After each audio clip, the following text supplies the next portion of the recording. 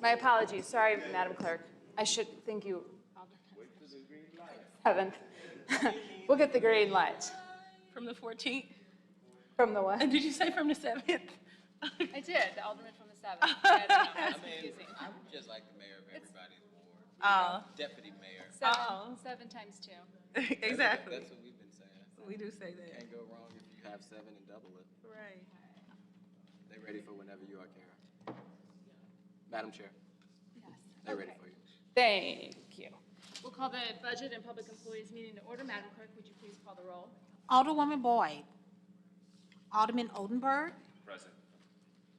Alderwoman Schweitzer. Alderwoman Sanier. Present. Alderman Aldrich. Present. Chair Spencer. Present. Alderwoman Boyd. Alderwoman Schweitzer. We have 4 present. We have a quorum. Thank you, Madam Clerk.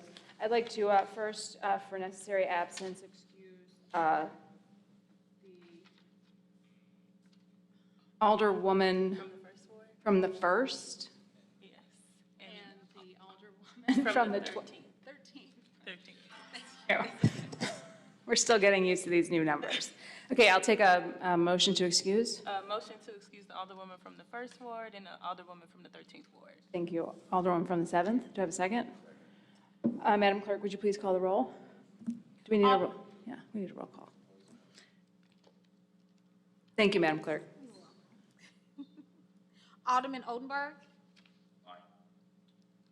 Alderwoman Sanier. Aye. Alderman Aldrich. Chair Spencer.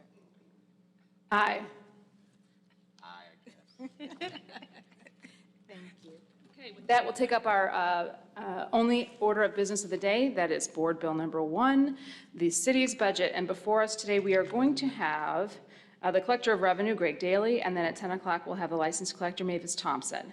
So, Mr. Daly, if you don't mind, joining us up here. I think we've got your documents here. And I'm just encouraging everyone to introduce themselves, speak into the microphone, and then tell us a little bit about your office, what you do, what you're over, and give us a sense of your budget. Good morning. My name is Greg Daly. I'm the Collector of Revenue for the City of St. Louis. I appreciate the opportunity to come before this body to share with you some of the highlights of the Collector of Revenue's office. In the rear here is Mr. Mark Stoff. He is the Chief of Staff for the Collector of Revenue. So if we have some questions, if it would be okay to refer to him, Madam Chairman, I would appreciate that opportunity. Sure, yes, of course. Okay. So in front of you, you have some budget meeting notes and highlights, and I'll take the direction of how you would like for me to proceed. I can certainly run through these, or if you'd like to look at them and ask something specific or whatever, I'll be more than glad to do so. The Collector of Revenue's office is responsible for collecting taxes here in the City of St. Louis. We are involved with personal property, real estate taxes, which are due on December the 31st of each year. They are located on the first floor of City Hall. In the basement of City Hall, we have the Water and Refuse Department. They are in the basement. On the 4th floor, we have the Earnings Tax Division, and they are responsible for collecting the earnings tax here in the City of St. Louis. We have approximately 90 employees. We receive no monies from the city. We are not part of the city budget. We obviously contribute back to the city as far as the taxes that we collect, and that's pretty much an overview. Be more than glad to go over again this particular handout that I handed out to everybody. I'll be more than glad to do that. So, Mr. Collector, if you don't mind, just broadly speaking, just for educational purposes, if you could just explain how the Collector of Revenue is a county office and why it's not under the city budget as is the case in many cities or other cities. Yeah, the Collector of Revenue is a county office, of which I think there are six or seven county offices here in the city. And by state statute, that is the collector of revenue is not part of the city budget. We are just the ones that collect the different taxes, personal property, real estate, earnings tax, water, and trash. And if I could, it's a fee-based county office. We're responsible for collecting taxes, personal property, real estate, earnings, payroll taxes, water, and trash. Collections made by the collector of revenue are distributed throughout the city to support various public services, facilities, agencies, and funds. The earnings tax is the largest funding source for the general revenue, comprising of over a third of the total dollars. As prescribed by law, the fiscal year for the collector of revenue is the first Monday in March. During the fiscal year 2023, total collections were about $835 million. Real estate and personal property, $472 million. Earnings and payroll expenses, $283 million. Water, $51 million. Trash, $15 million. And the DOR was $12 million. City disbursements breakdown, real estate, personal property, $465 million, which those disbursements go to public schools, Zoo Museum, MSD, sheltered workshops, and 12 others, 14 total. The earnings tax, earnings and payroll expense, $272 million, which goes directly into general revenue. Water, $49 million to the water division. Trash, $15 million, refuse division. Okay, just really quickly, so I know you get no city, but you get no income from the city, but you're funded out of the taxes that you're collecting, is that correct? Or how is the 4%. office? So what is the total budget of the Collector of Revenue's office with the 90 employees? Total budget for the collector of revenue? Yes. 15 million, okay. Do you have a budget for the office that? We do. That looks similar to the budget for the city? We do have a budget. Would you mind sharing that with the committee? I don't have that with me. Okay. Would you mind sharing it with the committee? No. No, you don't mind, or no, you would share the budget? Sorry, Mr. Collector, I'm not understanding what you're saying. No, I don't mind sharing it. We would appreciate it. I think it would just be helpful. Okay, so then the cost of the office itself comes out of the taxes collected on behalf of the city? Just That is for clarity. correct. Okay. I'd like to turn it over to the committee for questions. I'll go in order of seniority. Alderman Oldenburg. Madam Chairman. Greg, thanks for being here this morning. Despite that you're a county office and a creature of state law, there's obviously an intersection between the city's finances and all that you do. And I want to just publicly state that I always think your office is one of the most professional at City Hall. You run like a Swiss clock, and it's not an easy task to stay organized and track and collect all the taxes and various revenues that your office does. So I want to thank you for your public service, and I appreciate you coming before us today. Thank you, Alderman. I think that we have a very good staff that understands customer service, which is our #1 priority. The taxpayer of the city of St. Louis, that is the individual who pays the taxes. And for us, it is something that we understand that without that individual, our city doesn't move. So we work very hard at the concept of customer service. I appreciate that, and that is absolutely noted. It's from residents and constituents of the Second Ward for sure. Also, I think it's noteworthy that you're in the community yourself. You're not, twirling your mustache up in a tower collecting revenue and counting money. You are a stalwart individual in the community with various charities. You go to every community and neighborhood meeting that I attend, so I know you're attending more than just the ones I am at. So I want to thank you for that too, Greg. Thank you. Appreciate that. Alderwoman Saunier. No questions at this time. Just thank you for your service. Thank you. Alderman Aldridge. Thank you, Madam Chair. Usually I echo the Alderwoman from the 7th, but I'll echo the Alderman from the 3rd Ward. Thank you for All in favor, aye. Thank you for the way that you run a very tight ship. Before becoming alderman, being on the state level, I know how fiercely you always fight for the earnings tax, which I know that is in limbo. When folks in Jeff City try to take that away from us, you're not just on the front lines here in St. Louis, you take the fight up to the Capitol. And even when I worked in several departments here at City Hall, I was just able to see how amazing the staff was, how kind and professional they were. And I know that as a top-down thing, even though I know you empower your workers, which makes it bottom-up also. I do want to ask, even though like I have to jet out in 3 minutes, could you just talk about recently the closing of the DMV office, like the impact, if that has on the budget, if that generated money, was it losing more money in the long haul, and talk about that a little bit? Yeah, the collector of revenue has been a fee agent to the state of Missouri for as long as I've been the collector of revenue. So it's been under my jurisdiction as the administration for 18 years, but it was before me.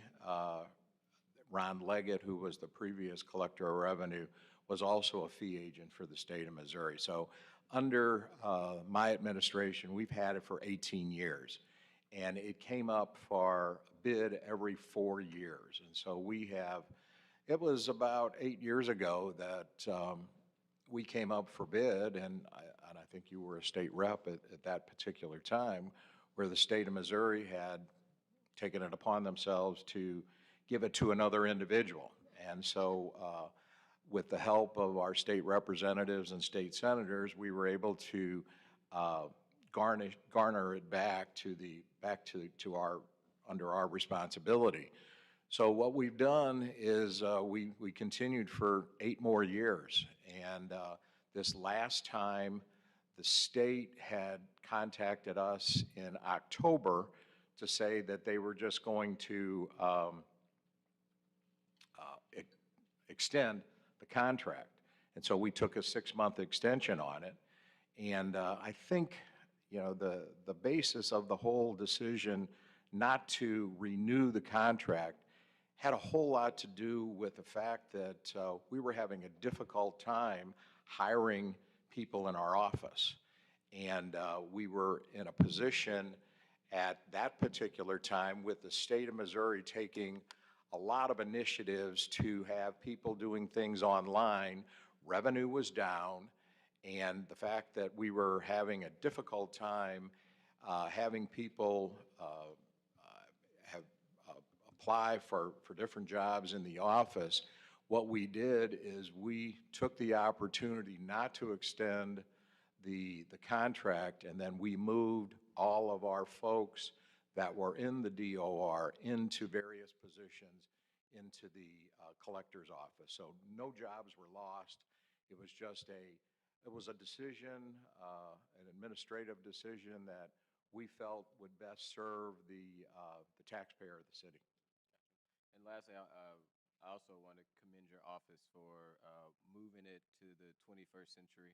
A lot of times as a new alderman, what I've found is city government is very antiquated, and people want to come down and get their business done. I know you moved a lot of those ways people can get their business done online, which I think has speared other offices to look at ways to make it more accessible for the taxpayers. So thank you for that, and thank you for being here. Yeah, it's been very helpful to, at the end of the day, the collector of revenue is in everybody's pocket. We're sending out more mailings about here you owe us this and we owe you that, and the whole bit. So it's imperative that our office work extremely hard at making the opportunity to pay your taxes, to operate with the collector of revenue as easy as possible. Well, I think that does it for the alderman from the 14th. Mr. Collector, I have a couple of just follow-up questions here. With regards to your budget, one thing that would be really helpful would be kind of the breakout, especially of the cost of collecting for water and trash. We are considering right now a water hike.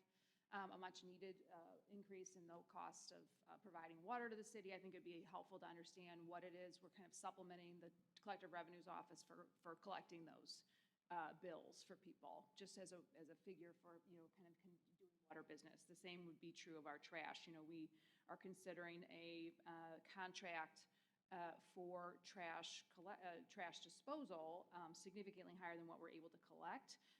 And I don't think we're doing due diligence or due understanding of what it costs to provide those services without including the cost of collecting those fees from people. If you could also help the committee understand the percentage that goes into the administrative cost of collecting our taxes, is that, like I think you mentioned that $10 million or something like that is what your budget is for the office. How is that determined as a percentage of the overall taxes and other fees collected? Okay, if I could, I'd like to bring Mark Stoff up, our Chief of Staff. He'd be more than able to explain that. Mark? Yep. Welcome. Mark Stoff, Chief of Staff, Collector Revenues Office. Thank you, Mark. How long have you been with the Collector of Revenues Office? I've been with the Collector Revenues Office for 18 years. I've been the Chief of Staff for 4 very happy months. Okay, excellent. Well, welcome. Thank you for Yep. being here today. So the bottom line is the expenses are what the expenses are. The moment we pay for everything, anything left over, those excess commissions go back to the city of St. Louis. So since Mr. Daly's taken over, $158 million in excess commissions has come back to the city. This year will be no exception. There'll be an additional $10 million that will come back to the city. I believe that disbursement payment comes in the end of the month in June. So obviously we have an operating budget that runs through March 1st, first Monday in March. You guys obviously have a fiscal year and that's different from ours. So comparisons are not exactly apples and oranges, but basically we will develop a budget based on what we believe the costs will be. We determine the actual costs at the end. We do a cost analysis of that. Usually we are within 0.2 to 0.5% of our estimations. There are rare occurrences. For instance, the city of St. Louis operates on a mainframe. Well, it used to operate on a mainframe. Mainframe no longer supported. One office still does. Yeah. And I think they're coming next. And we're still partially on that at this time with the earnings tax. But in order to facilitate us migrating from there, one of an added expenses that hadn't occurred prior to all this is we contracted with RSI to develop the new online filing system and repository for the city of St. Louis earnings tax. We had to do the same thing with property tax. So those were added expenses that were incurred. We paid those straight out, and then what was left over, obviously, is excess commissions. When that is no longer an item that we pay for, it doesn't stay in the budget. We drop the budget back to where it should be and continue to go and offer all the excess commissions that we have. We keep no general reserve. We keep no excess funds. Thank you for that, Mark. It's helpful. So the expenses, what you spend on things, what you pay people, off everything from, your office supplies, et cetera, who okays that budget? So we have a finance division within our office. They present that budget to Mr. Daly. Mr. Daly approves that budget. We're audited every single year by anyone you can imagine and everyone you can imagine. And just because we're masochists, we also pay to be audited to make sure that we're doing exactly what we're supposed to be doing. Okay, but your budget is overseen by Mr. Daly alone? Correct. That's such an interesting set of circumstances. I appreciate the insight there. Can you tell us a little bit, I know we have a couple of lawsuits out there on the earnings tax right now. Can you tell us a little bit about the timeline? Or this committee has been charged by the president of the board to find alternative sources of income in light of that. And kind of understanding that from your perspective, do you have any information you can share with us publicly that wouldn't hurt our standing or anything of that nature? The only thing we can tell you is that it's currently on appeal as far as it relates to the remote work earnings tax lawsuit that goes on. I believe we are at the appellate level. And I think that's pretty much all we can confirm at this moment. I will tell you that we are prepared. Should we win the case, we're prepared if we lose the case to proceed. But should we lose the case, it will be a financial impact on the city of St. Louis to the tune of anywhere between $25 and $50 million. Per year? Or is that total? To catch up. And then we'll have to see what the impact is when move forward with the new ruling. Would that impact the function or the budget of your office? We collect anywhere from 1.5% to 4% commissions, depending on what the tax is. For the earnings and payroll expense tax, we collect 2.5% commissions on the first 800,000, and then 4% on anything after that. So assuming that comes through, it certainly would have some impact on our budget. Okay, understood. Yeah, so just kind of going through that, those figures, those are those were kind of quickly put out there. If you don't mind sharing the budget, as Mr. Daly offered earlier, just so we have an understanding of kind of how the office works. Sure. Yep. We go through this lengthy process, obviously, here, overseeing the city's budget, and it's just helpful to understand how the entity that collects all these taxes functions from a financial perspective. Absolutely. Great. Well, I appreciate you being here today. My committee has abandoned ship, so I guess that does it for the Collector of Revenue's office. Thank you very much. Thank you. Sure. As the collector of revenue and as a point of personal privilege, we have instituted a program called RETAF, which is the Real Estate Tax Assistance Fund.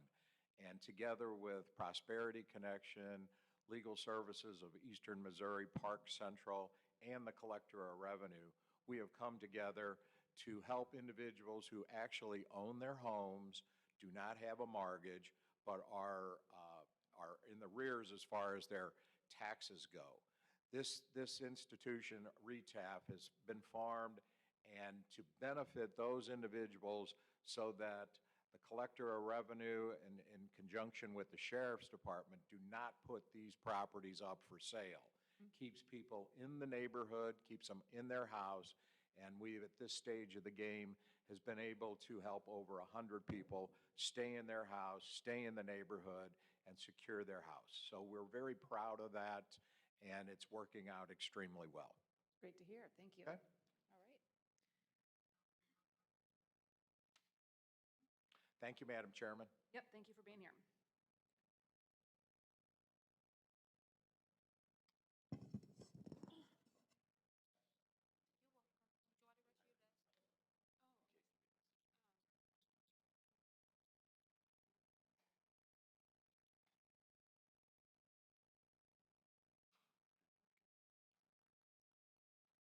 Well,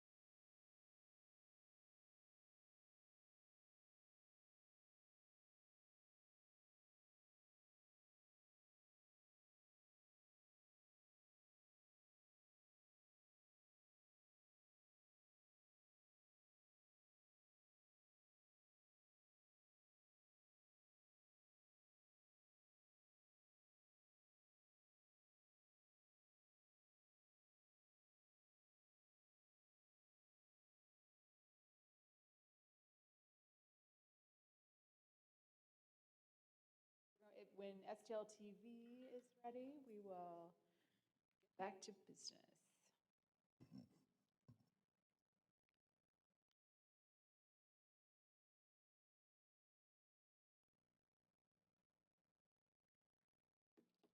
Ready?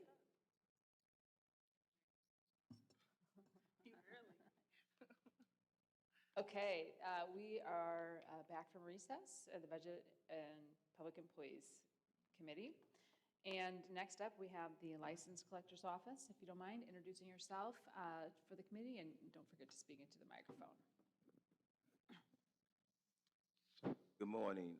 My name is Lee Goodman, and I serve in the capacity as legal counsel and chief deputy for the License Collector's Office. Thank you, Mr. Goodman. And did you have some documents you were going to share with us, or? Was it a little- The office is not prepared to submit any documents at this time. It's our understanding that we will come and address the committee related to our contribution toward the city's budget. And we're not prepared to present any documentation with respect to our office budget at this time because we've not prepared to do that. Okay. So, Mr. Goodman, if you don't mind, can you share with us what you are planning to share with us? Well, what I'm planning to share, and actually is based upon what questions you have, because we're kind of in the dark as to what you guys' expectations was of us. Our expectations were to review your budget. Okay. So if your expectations was to review our office budget, then that's a new request from the Board of Aldermen. We've not had that request since we've been in the License Collector's Office. Our general expectations have been to come and share what funds our office has raised that will contribute to the overall city budget. As you know, the funds that we collect from persons who pay taxes go towards several different departments, and one of those is the city general budget. And so we have always been prepared to come and to share with the board our expectations of what funds we've raised year to date and what our expectations are for the funds that we're going to raise for the coming year.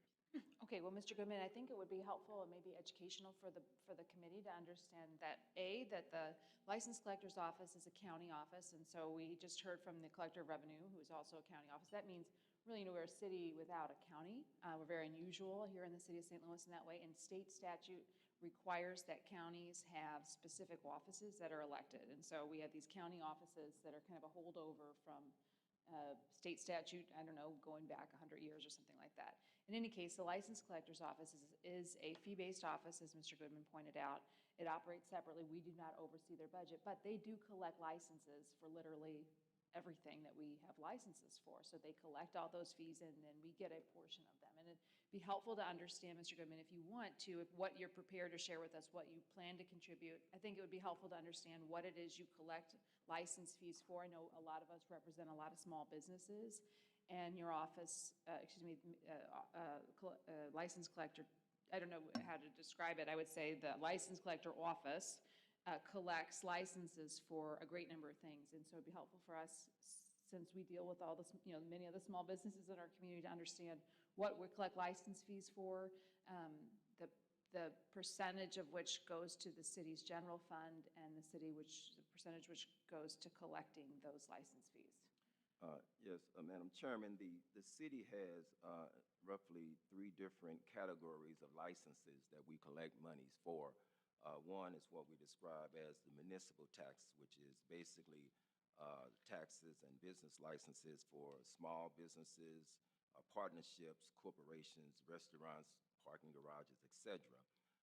All these people pay a municipal tax for the privilege to operate as a business. And then we have the manufacturing taxes. Manufacturing taxes are based upon the assessment of the equipment that is used by manufacturers as they go about their business manufacturing. So that's an assessment based upon the equipment that they use. And thirdly, we have the hotel motel taxes, which is the category of taxes that's collected from businesses that are operating as hotel motels within the city. What we have to share with the board is some idea as it relates to the funds that we've collected in these various categories. And we have looked back over the past 4 years and can say that in year 2020, we see that of the funds that was contributed to the treasurer, 2020, it was roughly $33 million total from the funds that was collected for these various entities. 2021 funds collected was 24 million rather. 2022 funds collected was roughly 25 million. And as you know, those are the years where we experienced a downward turn in our economy. So you can see the downward turn in those numbers. 2023, we expected and anticipating an increase in those funds to be somewhere around 40 million based upon where we are now, the funds that we have collected and the funds that we anticipate. As you know, yesterday was the end of our fiscal year, so we're in the process of calculating the funds that actually came in the month of May, because we don't have those actually calculated yet. But our anticipation is that the funds that we receive this year will be significantly higher than last year. Okay, Mr. Goodman, do you have the operating budget for the license collector's office? I don't have a copy of the operating budget. Budget is something that is usually requested when we are audited by the state, and we usually submit that document to the state when they audit us. Okay, do you mind sharing that with the committee here? I don't have a copy of that to share with the committee. It's something that I will communicate with the license collector and see if that's something we could provide to you subsequent to this meeting. Well, Mr. Goodman, I would appreciate it, recognizing that all the funds that you collect in the license collector's office are taxes and tax dollars. We would hope you would be able to share your budget with the Budget and Public Employees Committee. And if you don't mind sharing those figures of the fees that you collect, I think it's really helpful to kind of understand how we tax our small businesses with license fees and how we tax those manufacturing companies on their equipment, as you pointed out. Well, so there's a basic, what we call a general business license, a GBL license, that every person that's engaged in a business have to purchase a general business license. So that's roughly a simple $200 application fee to secure that license. So that's one fee. If you're engaged in a business, whatever it is, you need a general business license. Would that apply to somebody who's, for example, making jewelry in their basement or doing a very small business and that sort of thing? I've always thought of it as a graduated business license. Yeah, but it's interesting to hear you call it. I call it GBL, but it's a graduated business license. It does apply. I guess the short answer is yes, it does apply. However, there's a certain small business type of licenses that we've provided for people who have home occupations, and so they are required to pay a lesser fee if you just got a home op. That you're operating out of your home, selling jewelry or something like that, you may be able to apply for a lesser license, which is, I think, $25 fee if you're doing something on a smaller scale out of your home. That would be different. So in addition to the general business license, which is basically the $200 license, there's a home occupancy license that a person can get if they're just doing business out their home. And so the budget that that the license collector's office, the budget for that office, since the Board of Aldermen doesn't approve that as a department of the city government, who approves the budget for the license collector's office? Well, the license collector approves the budget herself in consultation with her staff. Is there any public hearings or public involvement in that process? No, there's no public hearing regarding the budget. As you know, and has cited already, that these county offices are governmental entities in and of themselves. They are conducted by the appointing authority who supervises the functions of the office. And per statute, state statute, there's no reporting requirement to anyone other than the office holder themselves. It works better when there's communication between the county offices and the city offices for purposes of the contribution that we make to the city budget. So there's a need for communication and understanding of what the revenue is. Yeah, I would agree. I think, anytime we're dealing with tax dollars, I think a level of transparency and public engagement is really important, especially when we're taxing people for doing business in the city of St. Louis. I know it can be a very large burden, especially for very small business owners to have to interface and pay those license fees. I'll turn it over to the committee for questions in order of seniority. Alderman Oldenburg.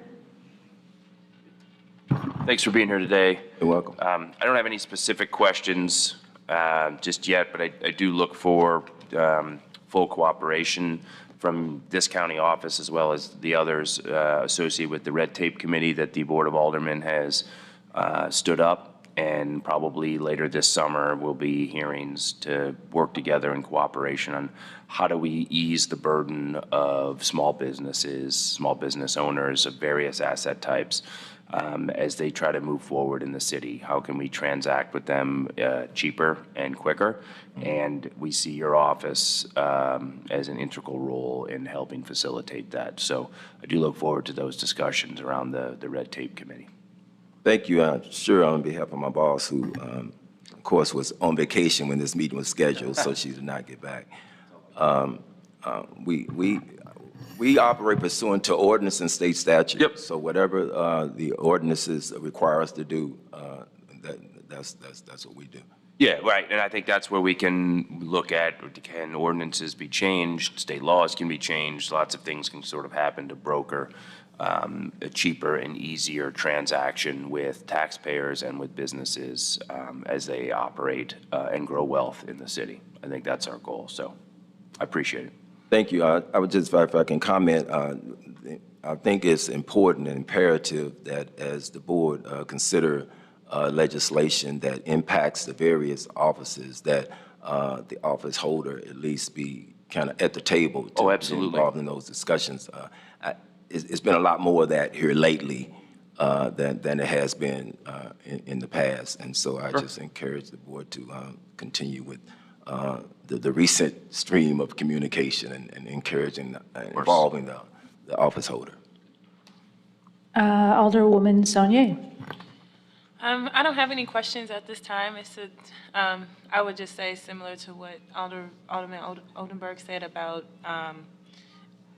obviously as the Board of Aldermen, we have the ability to pass ordinances and legislation, and some of the things that I've heard a lot in community and from businesses is just that there's some things in City Hall that perhaps could be updated so that it's less challenging for businesses, particularly small businesses, to open. But so far, you all's office have been very, accommodating. And also thank you, the license collector, Ms. Thompson. She actually came to our orientation. She held a breakfast for us and answered a lot of questions about just kind of, I think, what's in this brochure that you gave us about what the office does. And I know she's been in service for a long time, so I have no reason to think we wouldn't be able to be in communication about what we can do to help, the businesses and the economy of our city. Thank you. Alderman Aldridge. No questions. Okay. Thank you. Thank you, Mr. Goodman, for being here today. I think it would be really helpful. One thing I know we've struggled with over the years, the Board of Aldermen authorizes all of the fees and licenses that you collect through ordinance. And I know you kind of alluded to the fact that we've reconsidered those over the years or considered making changes to the graduated business licenses to make it easier for small businesses to get started and less burdensome for the extremely small businesses in our community. It would be really helpful if you could share data with us about those licenses that you collect, the number in each kind of category, I know that's something we've struggled to have in the past, and just kind of understanding how we collect those fees would be very helpful. I'm sure Ryan can follow up with kind of a detailed set of questions that we've kind of positioned here, Mr. Goodman, that you can follow up with us on. Yes, we can certainly get you those information, that information. That would be so helpful. The last question I have is not necessarily related to the budget, but related to kind of the city kind of moving from the A-frame onto a more modern platform. It's my understanding that maybe is the license collector's office still functioning on the A-frame? Yes, my understanding that we may be the last sole survivor. It was my understanding as well. On the A-frame, and we are actually engaging in the various, in the two entities, I believe it's CityWorks and one of the other groups that we're looking at. The challenge for us is that other persons are already on various systems, like DevNet. I think the collector of revenue is already dealing with DevNet, and some other cities' agencies is dealing with CityWorks. And so now we want to be on a system that allows us to communicate with all the city parts. And so, because this, of course, is our busy season, which ended yesterday, we were kind of in a holding pattern as far as talking with the various vendors. But CityWorks has been in our office the last month, going over our staff, of our operations and how they work, and to try to come back with a package that they will present to us. We're trying to nail down the costs, because right now we pay a small portion of the budget, of the city's budget, toward IT.